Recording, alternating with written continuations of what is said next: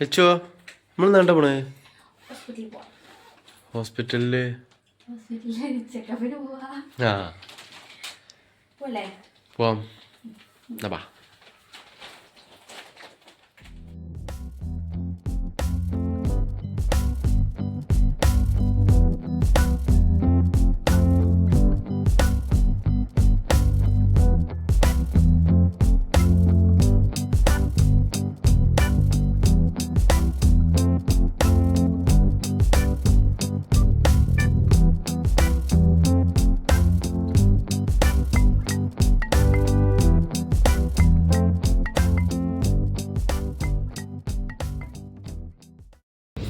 Hello, അപ്പോൾ നമ്മൾ regular ചെക്കപ്പിന് വേണ്ടിയിട്ട് പോവാണ്. പോണ വഴിക്ക് ചെറിയൊരു പൂതി വന്നപ്പോൾ കാടമുട്ടൊക്കെ കഴിച്ചു തന്നിട്ടുണ്ട്. അപ്പോൾ അതും കഴിച്ചിങ്ങനെ ബാക്കി ഡീറ്റെയിൽസൊക്കെ ഇങ്ങനെ പറഞ്ഞു. കാരണം ഇതുവരെ വീഡിയോ എടുത്താലൊന്നും ഞങ്ങൾ ഇങ്ങനെ പ്രഗ്നൻസിനെ പറ്റിയിട്ടോ എന്താ പ്രഗ്നൻ്റ് ആണെന്നുള്ള കാര്യമൊന്നും പറഞ്ഞിട്ടില്ലേനു. അപ്പോൾ അതിനെക്കുറിച്ചുള്ള ഡീറ്റെയിൽസൊക്കെ ഇങ്ങനെ പറയാമെന്ന് കരുതിയിട്ട് കൂടിയാണ് ഇപ്പോൾ ഈ വീഡിയോ എടുക്കണത്. ഞങ്ങളിപ്പോൾ കാണിക്കാൻ പോണത് കോഴിക്കോട് മെഡിക്കലിലാണ് എന്നെ കാണിക്കൽ. പക്ഷേ ഡോക്ടർ അത്രയും ദൂരം പോകണ്ടെന്ന് കരുതിയിട്ട് ഡോക്ടർ വീടവിടെ കൊണ്ടുപോയിട്ട് തന്നെയാണ്. അപ്പോൾ വീട്ടിൽ പോയിട്ട് കാണിക്കാറാണ് പതിവ്. ഇപ്പോൾ 7 മാസം ആയിട്ടുണ്ട്. 7 മാസത്തെ സ്കാനിങ് കഴിഞ്ഞിട്ടില്ല. മിക്കവാറും ഇന്ന് പോകുമ്പോൾ തന്നെ സ്കാനിങ്ങിനുള്ളത് എഴുതുമെന്ന് പ്രതീക്ഷിക്കണം. അത് ഞാൻ കഴിക്കട്ടെ.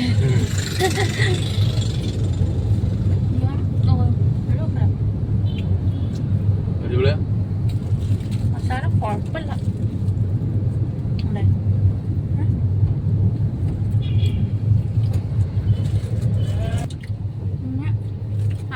അപ്പം മെഡിക്കൽ കോളേജിലാണ് ഡെലിവറി. ഞങ്ങൾ ഡെലിവറിക്ക് വേണ്ടി പ്ലാൻ ചെയ്യണേ. അത് ഫസ്റ്റ് തൊട്ടേ അവിടെ കാണിച്ചത് ഇപ്പൊ കോഴിക്കോട് കോളേജിലാണ്. അവിടെ സിദ്ദിഖ് ഡോക്ടറാണ് കാണിക്കുന്നത്. മൂപ്പര് വീടോടെ കൊണ്ടോട്ടി ആയതുകൊണ്ട് അവിടെ പോയി കാണിക്കാം. നല്ല എളുപ്പം. ഫസ്റ്റിൽ കുറച്ച് കോംപ്ലിക്കേഷൻസ് ഒക്കെ ഉണ്ടായിരുന്നു. അപ്പം അതുകൊണ്ട് അത്രയും ദൂരം ട്രാവൽ ചെയ്യാന്നുള്ളതുകൊണ്ടാണ് ഡോക്ടറെ വീട്ടിൽ പോവാന്നുള്ള ഇതിൽ വന്നത്. വീഡിയോ എടുക്കണതിൻ്റെ ഇടയിലേ മുട്ട കൊടുക്കണില്ല എന്നവിടെ ഒരാൾക്ക് ഭയങ്കര പരാതി. അപ്പം അതിൻ്റെ ഇടയിലൊന്ന് കൊടുത്തതാ. ഇങ്ങനല്ലേ കണക്ക് പറയേ, വീട്ടിലെത്തിയാലോ ഈ അത്ര തിന്നില്ല പറഞ്ഞിട്ട് കണക്ക് പറയാൻ തുടങ്ങുക. അപ്പം അത് ഞാൻ കേൾക്കണ്ടേ. അതിൻ്റെ ഇടയ്ക്ക് ഓരോന്നും ഇങ്ങനെ വായിക്കാൻ വെച്ചെടുത്താൽ പിന്നെ അവിടെ ഉണ്ടാകും. അപ്പം ലാസ്റ്റ് ഇപ്പോൾ കാണിച്ചൊരു 3 ആഴ്ച മുന്നേ ആയിരുന്നു. അപ്പോൾ ആ ടൈമിൽ ഷുഗർ ടെസ്റ്റ് ചെയ്യാനുണ്ടായിരുന്നു.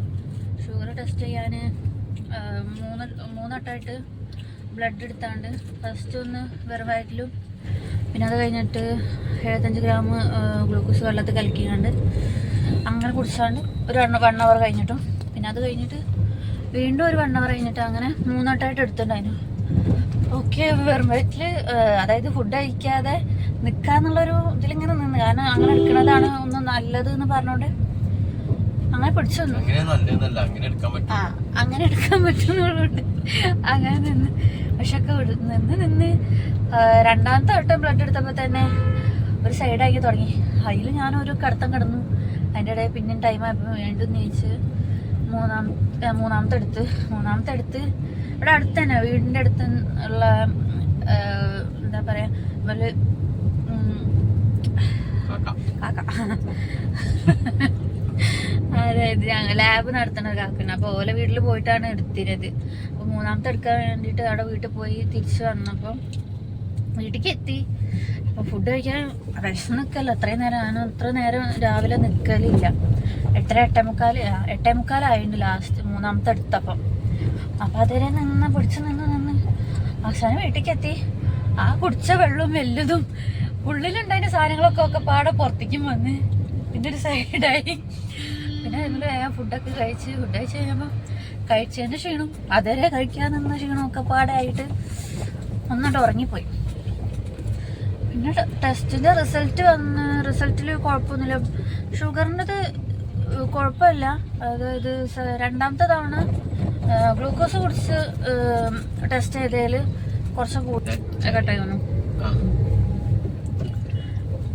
അന്നങ്ങനെ ഫുഡ് കഴിച്ചു കണ്ണു.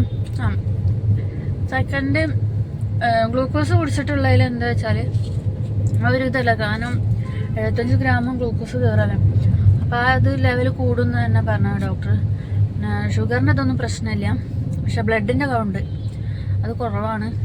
12 വേണ്ടത് ഇപ്പോൾ 10 ഉള്ളൂ. അപ്പോൾ ഇനി അത് ശ്രദ്ധിക്കാനാണ് പറഞ്ഞിട്ടുള്ള കാര്യമായിട്ട്. ഇനിയിപ്പോൾ അത് കഴിഞ്ഞിട്ട് ഞങ്ങളിപ്പോൾ പോന്ന് കൊണ്ടോട്ടി എത്തിയിട്ടുണ്ട്. ഇതോടെ അത്യാവശ്യം നല്ല ബ്ലോക്കാണ് ഈ ഒരു ടൈമിൽ.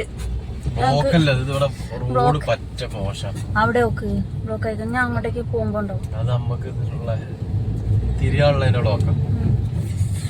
സാധാരണ ഞങ്ങക്ക് ബുക്ക് ചെയ്താൽ വേഗം കിട്ടാറുണ്ട്. രാവിലെ ഒരു 8 മണി തൊട്ട് 9 മണിന്റെ ഉള്ളിലാണ് വിളിച്ച് ബുക്ക് ചെയ്തത്. പക്ഷെ ഇന്ന് ബുക്ക് ചെയ്തിട്ട് ഞങ്ങൾ സിദ്ദിഖ് ഡോക്ടറെ കിട്ടിയിട്ടില്ല, ഡോക്ടർ വൈഫിനെ കിട്ടിയത്.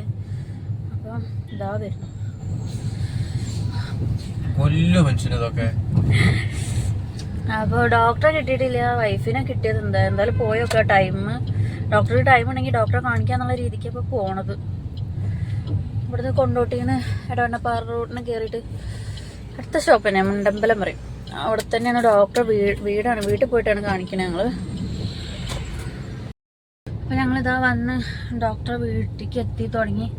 അപ്പോൾ അവിടെ ചെന്നാൽ കോളിംഗ് ഒക്കെ കുറച്ച് കോളിംഗ് അല്ല, വീഡിയോ എടുക്കാനൊക്കെ കുറച്ച് പണിയാവും. അപ്പം അത്യാവശ്യം തിരക്കുള്ളതാണ്. അപ്പോൾ എന്താ ബാക്കി വിശേഷമൊക്കെ ഡോക്ടറെ കാണിച്ചു വന്നിട്ട് പറയും. ഓക്കെ.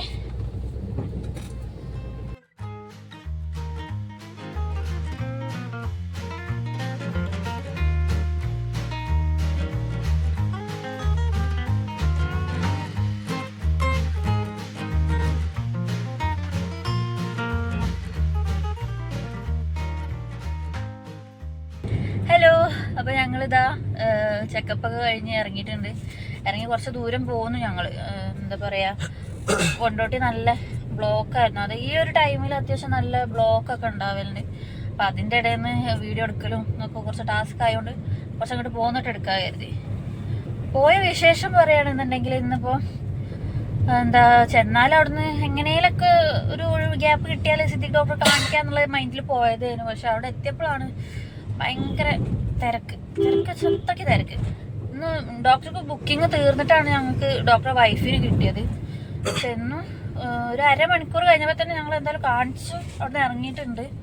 പക്ഷെ എന്താ വെച്ചാൽ ഞങ്ങൾക്ക് എന്താ സ്ഥിരമായിട്ട് കാണിക്കണോണ്ടാണ് ഒരു എന്താ പറയുക ഒരു സാറ്റിസ്ഫാക്ഷൻ. അതായത് നമുക്ക് സ്ഥിരം കാണിക്കുന്ന ഡോക്ടറാകുമ്പോൾ എല്ലാ കാര്യങ്ങളും ചോദിച്ചറിയാനൊക്കെ ഒരു ഇതുണ്ടാവും. പക്ഷെ ഈ ഡോക്ടർ ആയതുകൊണ്ട് കുഴപ്പമാണെന്ന് പറയല്ല, എന്തോ ഒരു പെട്ടെന്നൊക്കെ ഒന്ന് കഴിഞ്ഞ് പോകുന്ന ഒരു എന്തോ ഒരു ഫീല്.